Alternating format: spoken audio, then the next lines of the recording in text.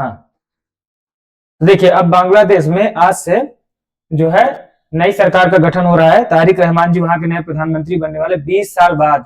वो आदमी जो है तारिक रहमान खालिदा जिया का बेटे थे। खालिदा जिया के जो पूर्व प्रधानमंत्री थी, 1991 में प्रधानमंत्री बनी थी खालिदा जिया, उनके जो बेटे थे तारिक रहमान, वो 20 साल बाद 60 वर्षीय हैं। 60 वर्षीय तारिक रहमान जो है बांग्लादेश के नए प्राइम मिनिस्टर बनने वाले हैं। ठीक है, चुनाव हुआ है तो जो है 17 तारीख को आज जो है उनका शपथ ग्रहण समारोह। प्राइम मिनिस्टर नरेंद्र मोदी जो है वहां पे नहीं जा पा रहे। देखिए बांग्लादेश की अर्थव्यवस्था के बारे में, बांग्लादेश कैसे रेडीमेड कपड़े के निर्यात में भारत का क्या योगदान है, ठीक है, कहां कहां कैसे कैसे बांग्लादेश जो है किस क्षेत्र में भारत से आगे है, किस क्षेत्र में भारत से पीछे है, इसके बारे में जानकारी दी जाएगी। उसके बाद जो है बांग्लादेश का जो है आर्थिक जो सिस्टम है उसका, बांग्लादेश का 4096 किलोमीटर वहां जो इसका क्षेत्रफल है, ये एरिया वाला और बाउंड्री है, उसके बारे में जानकारी दी जाएगी। उसके बांग्लादेश की जो व्यवस्था है उससे जुड़ी हुई खबर, पाकिस्तान से उसके बॉर्डर तो होते नहीं है, लेकिन उसके बारे में उसके क्या पुराने संबंध और रिश्ते रहे हैं। ये मोहम्मद यूनुस जो बांग्लादेश के पुराने जो है प्राइम मिनिस्टर रह चुके हैं, उनके बारे में जानकारी। और ये जो है मोहम्मद यूनुस के बाद जो है वहां की पूरी जानकारी हम आपको इसी वीडियो में पूरा जानकारी देने वाले। बांग्लादेश की क्या इतिहास रहा है, क्या भूगोल है, क्या डॉलर से उसकी क्या तुलना है, वो दुनिया के किस नंबर पे है, किस किस के बारे में ये जानकारी पूरी हम आपको देंगे। हिस्ट्री से लेके 1971 में जब बांग्लादेश का जो युद्ध हुआ था उसके बारे में पूरी एक एक जानकारी देंगे। चूंकि अभी जो है शेख हसीना सरकार जो है उनकी जो शेख हसीना तो इस बार चुनाव लड़ी नहीं, उनकी पार्टी शेख हसीना की कौन सी थी, आवामी लीग थी, तो आवामी लीग इस बार चुनाव नहीं लड़ी है। इसमें जो है इस बार मोहम्मद यूनुस जो है अब जो है नेतृत्व वाली अंतरिम सरकार के 18 महीने के शासन जो है अब वो मोहम्मद यूनुस के जो नेतृत्व में चल रही थी वो 18 महीने बाद अब उसका अंत हो गया है और तारिक रहमान जो है वहां के नए प्राइम मिनिस्टर बन गए।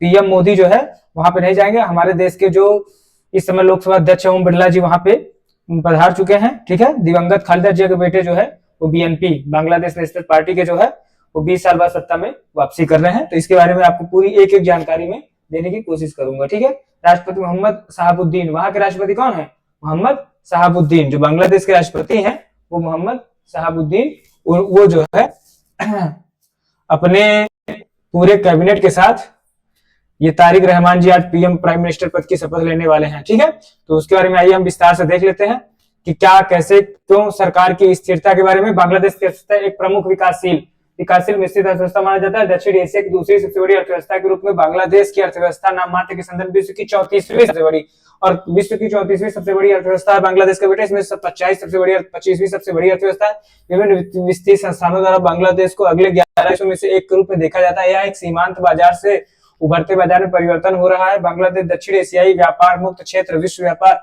विकासशील विभाजन के बाद, देखिए भारत के विभाजन के बाद श्रम सुधार नए उद्योग कर बांग्लादेश में औद्योगिकरण को जबरदस्त गति मिली।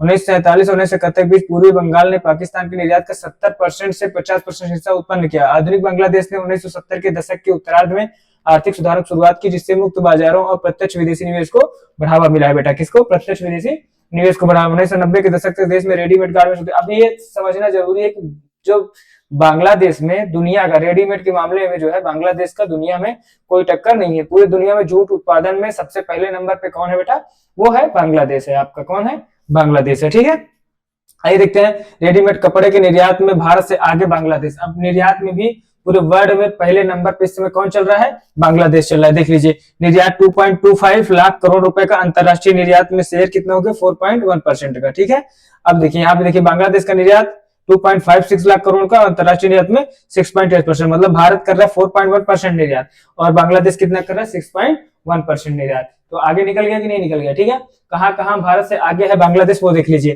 कहां कहां भारत से आगे बांग्लादेश, तो प्रति व्यक्ति आय में आगे है। प्रति व्यक्ति आय में बांग्लादेश भारत से आगे है। बात को समझने की कोशिश करिए कि प्रति व्यक्ति आय में भी आगे है।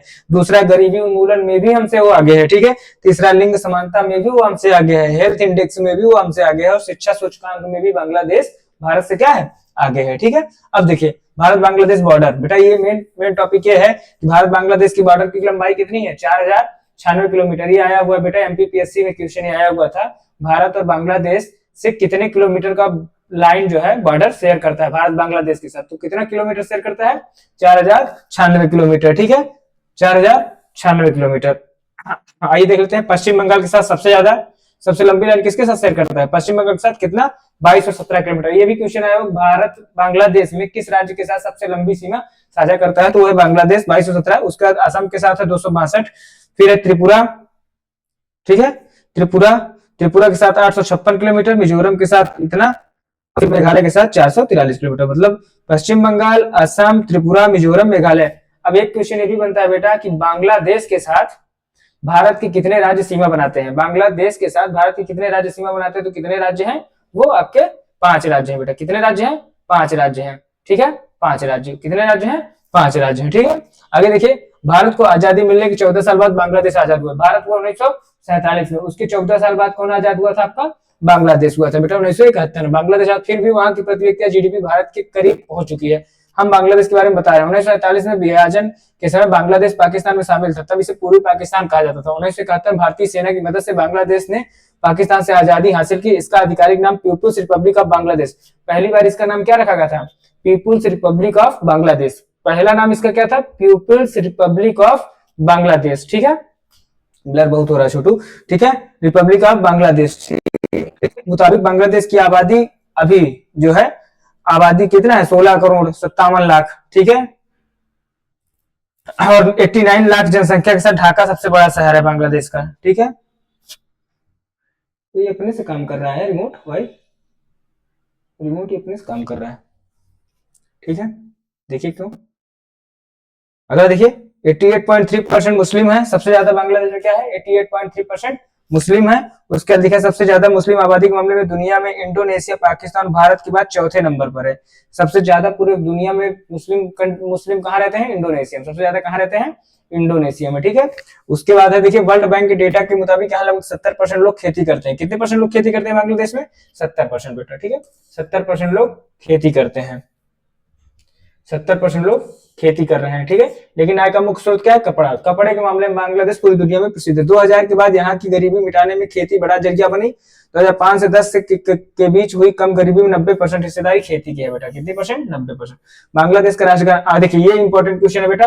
बांग्लादेश का जो राष्ट्रगान है अमर सोनार बांग्ला, गुरुदेव रविन्द्रनाथ टैगोर ने लिखा है। टैगोर ने भारत का राष्ट्रगान जन गण मन भी लिखा है। बांग्लादेश सबसे ज्यादा आपदा आशंका वाले देशों में शामिल है। 1970 में आए साइक्लोन से यहाँ जो है काफी ज्यादा यहाँ पे हानि हुई थी बेटा, ठीक है, काफी ज्यादा यहाँ पे हानि हुई थी, ठीक है। अब देखिए भारत के फैसले से बांग्लादेश की कमर तो टूटी ही, लेकिन चीन परस्त मोहम्मद यूनुस। अब यहाँ मेन खेल बेटा, ये जो मोहम्मद यूनुस है, ये मोहम्मद यूनुस ये जो है चीन परस्ती करता है, ठीक है। ये चीन के प्रति इसका वफादारी है।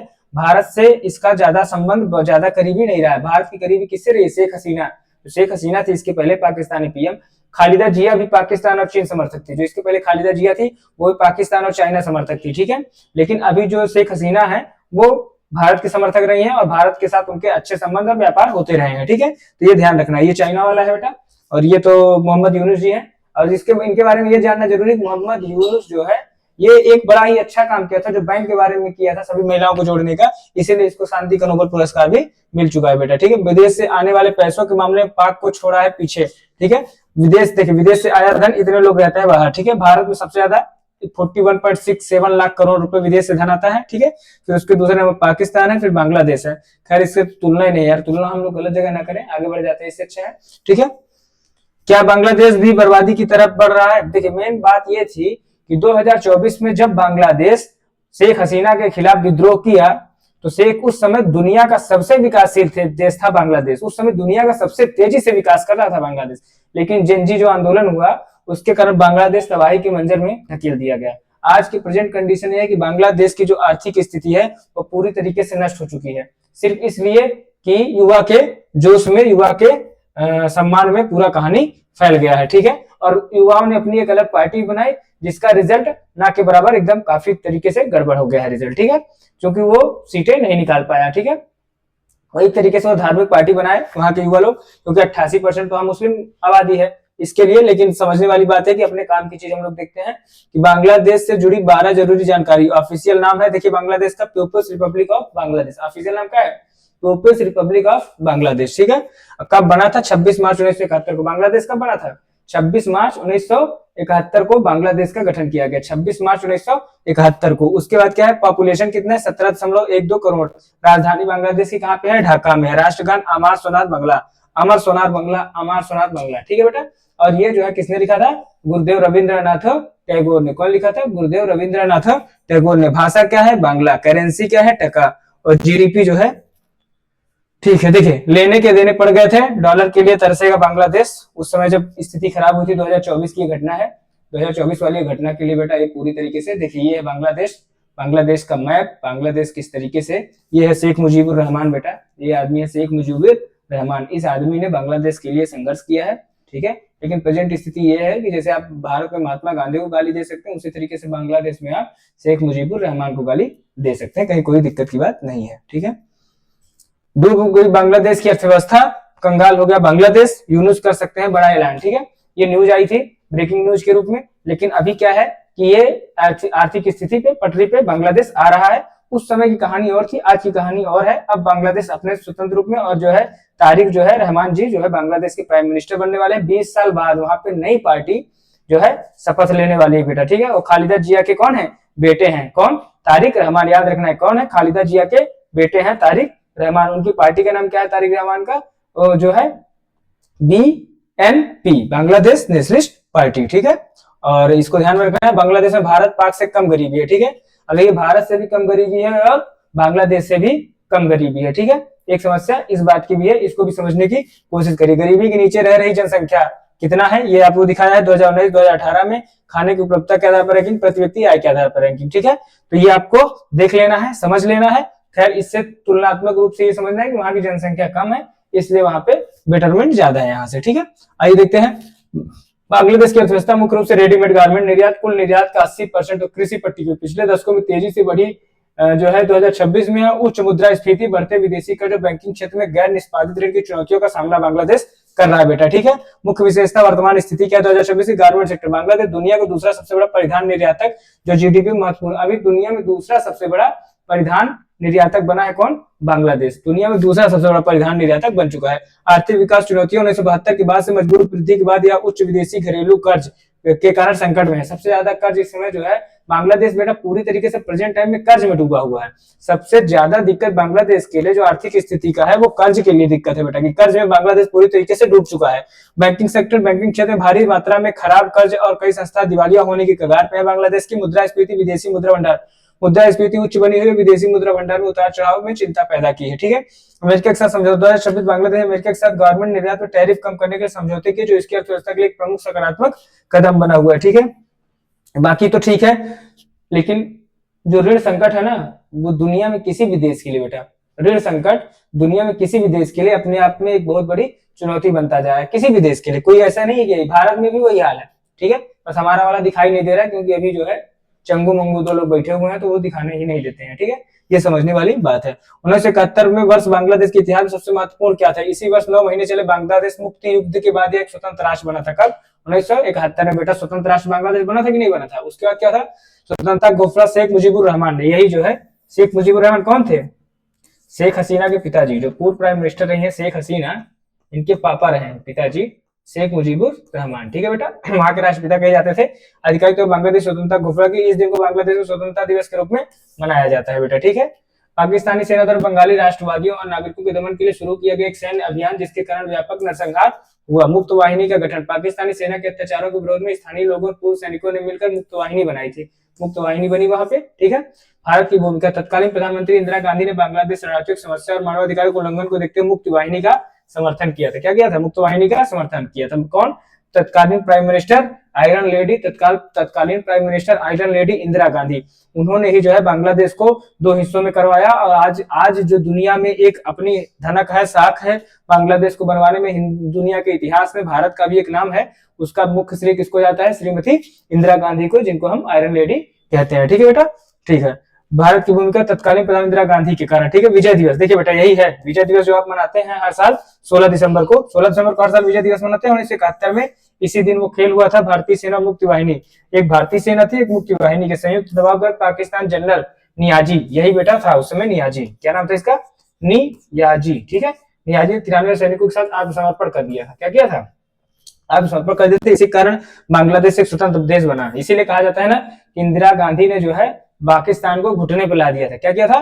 घुटने पे ला दिया था। हमारा वाला जो अभी का है वो खुद घुटने पे चला जा रहा है। ठीक है, तो इसमें समझने वाली बात है। क्या आप 1971 के में भारतीय सेना की विशिष्ट भूमिका या मुक्त वाहिनी संघर्ष में विस्तार से जानने की कोशिश करने की जानकारी जो दी गई है आपको, ये बस इतना समझना है कि कैसे कैसे जो है बांग्लादेश की स्थिति में सुधार हुआ और कैसे कैसे परिवर्तन हुआ। भारत ने 1971 के जो जल युद्ध कैसे जीता था, आज देखिए उस समय हमारा कौन सा था? आईएनएस विक्रांत। कौन सा था बेटा? आईएनएस विक्रांत। ये तलाश से पाकिस्तान ने गाजी युद्धपोत को कैसे डुबोया था? तो विजय दिवस 1971, 16 दिसंबर 1971 को भारत पाकिस्तान युद्ध, जिससे अक्सर एक जमीनी युद्ध के रूप में देखा जाता है, भारतीय नौसेना ने महत्वपूर्ण भूमिका निभाई। नौसेना ने कराची बंदरगाह, कौन बंदरगाह बेटा?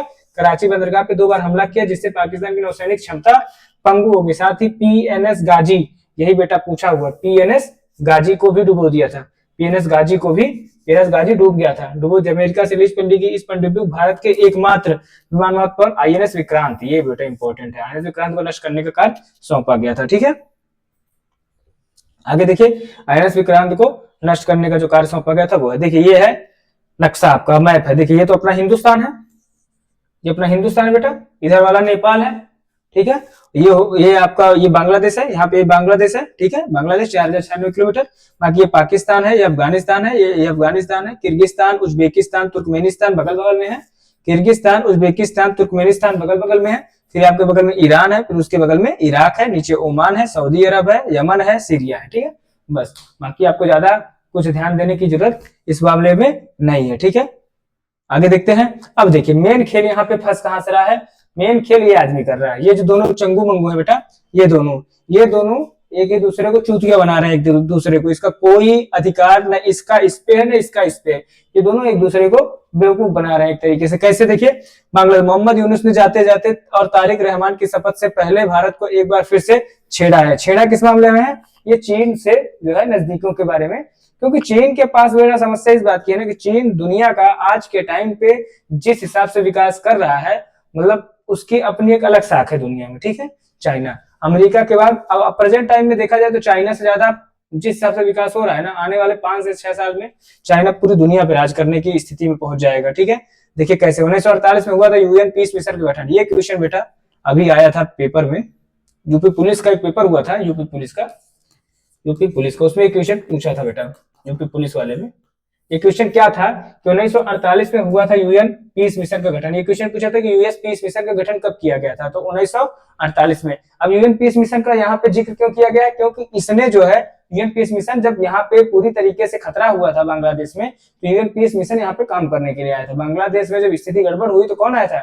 यूएस पीस मिशन आया था। इसी ने जो है वहां की आर्थिक, क्योंकि वहां पे आज भी प्रेजेंट टाइम पे भी वहां पे जो है रोज नरसंहार होता जा रहा है। बांग्लादेश चुनाव के बाद भी हिंसा का दौर नहीं थमने का नाम ले रहा है। ठीक है, 13वां संसदीय चुनाव हो चुका है, वहां पे 13वां संसदीय चुनाव हुआ, लेकिन अभी तक जो है संपन्न होने के बाद भी हिंसा थमने का नाम नहीं ले रहे। ताजा रिपोर्ट के जो मुताबिक देश के 5 जिलों में हुई हिंसा की जो झड़प थी बेटा, वो और बढ़ती जा रही है। ठीक है, तो ये समझने वाली बात अपने आप में है। ठीक है, तो देखिए बस आपको याद रखना कि यूएन पीस मिशन की स्थापना कब हुई थी? 1948 में। ठीक है बेटा, 121 सदस्य देश हैं उसके। भी दुनिया में कितने देश हैं? 121 सदस्य देश हैं। ठीक है, अब ये देखिए ये वहां का पूरा कैबिनेट का फोटो है। ठीक है बेटा, अब ये देखिए ये कौन है, इनके बारे में तो आप जानते ही होंगे, शेख हसीना, उनके पिताजी मुजीबुर रहमान, उनकी मूर्ति तोड़ी जा रही थी ढाका में, ये तब की न्यूज है। उनकी मूर्ति तोड़ी जा रही थी ढाका में, तब की न्यूज है। ये देखिए हमारा वाला अलग मुस्कुराता है, हमारे वाले की मुस्कान देखिए, यहाँ जब आता है ये, इसके मुस्कान का आता पता नहीं रहता, लेकिन यहाँ पे मुस्कान देखिए इस बंदे की अलग टाइप की, टॉप लेवल की। ठीक है, फुल एचडी मुस्कान। ठीक, ये देखिए ये है तारिक रहमान साहब, जो बांग्लादेश के नए प्राइम मिनिस्टर बनने वाले हैं। इनको हमारी तरफ से भी बहुत बहुत शुभकामनाएं हैं कि बांग्लादेश तरक्की करे, हमारा पड़ोसी मुल्क है, आज नहीं तो कल वो फिर हिंदुस्तान में ही आएगा। ठीक है, कहीं कोई दिक्कत की बात नहीं है। ठीक है, पीएम मोदी नहीं जा रहे हैं, उनकी जगह पे कौन जाएगा? यहाँ पे भारत के लोकसभा अध्यक्ष ओम बिड़ला जी वहां पे पधार रहे हैं। ठीक है, बस आज के लिए इतना ही। अब थैंक यू, धन्यवाद। अगर ठीक लगा हो तो वीडियो को आगे बढ़ाइएगा, अपने दोस्तों तक पहुंचा दीजिएगा। थैंक यू, धन्यवाद। और चैनल को लाइक और सब्सक्राइब जरूर कर दीजिएगा अगर अच्छा लगा होगा तो। थैंक यू, दोस्तों तक भी जाने दीजिएगा। Thank you.